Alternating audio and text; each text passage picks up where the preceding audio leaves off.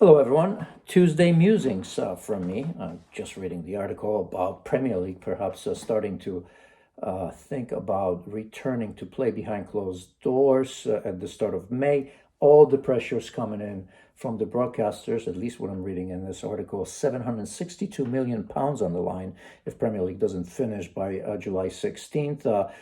Ambitious, that's for sure. Realistic, perhaps not.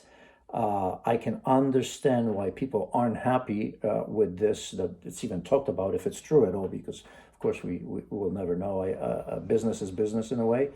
But let's make sure that we look at the broadcasters as well. This is an act of God. It'd be too easy to just look at the Premier League and hammer them for those reasons. The BT, the Sky, the international broadcasters obviously may be looking for rebates, but I think the pressure needs to be put on the broadcasters, because you can't start the season in a situation like this or restart the season in a situation like this just because of some deadline. So hopefully you're seeing the other side of the coin as well. Transfer market, it's not open, but with everybody having so much time, it'd be interesting to me to see what sort of plans clubs around the world are putting in place, because they have a lot of time. So I hope nobody's going to be complaining when the season restarts, whenever that is, later on, or maybe next season, where they didn't have time to prepare for that. Some are better than others. Reality is that you may have a great plan and you may not be able to execute that because of the obvious reasons, either the price tags or a number of clubs vying for the services of the same players. But at the very least, I would love to see a blueprint, and I think educated fans and pundits will see if that plan exists or not when that plan is being put into motion. So that's going to be very, very interesting. Bottom line for me, obviously, I don't think we're going to see the sort of money being spent that we've seen in the past. Play your kids. This is a great opportunity. You have an incredible chance to integrate some of your best players. You have an excuse. Fans are not going to come down hard on you for that. So you can look at Chelsea. It's a perfect example.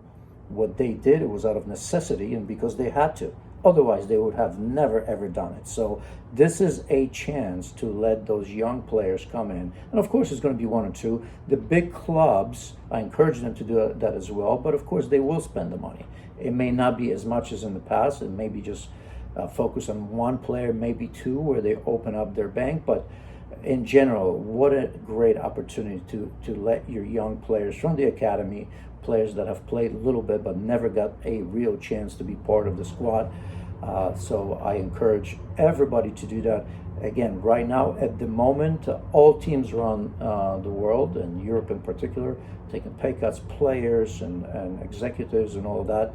And just a quick reminder, it may change, by the way, but Major League Soccer, with their system, that's usually a one that maybe not as flexible, of course, that it's being criticized around the world. So far, so good. The billionaire owners take the risk on that together. I think it's a little bit easier.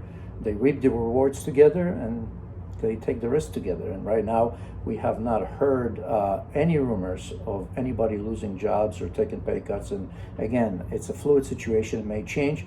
But once again, I'd like to remind you that it is a system that has its flaws, but I just wonder if the closest, or at least the salary cap system, maybe or should be being looked at by others after what we see happening right now. So just a couple of topics. I hope you go to my YouTube channel and perhaps give me some comments, good or bad or indifferent, doesn't really matter, and also suggest some topics that you would like me to talk about. Until the next time, ciao.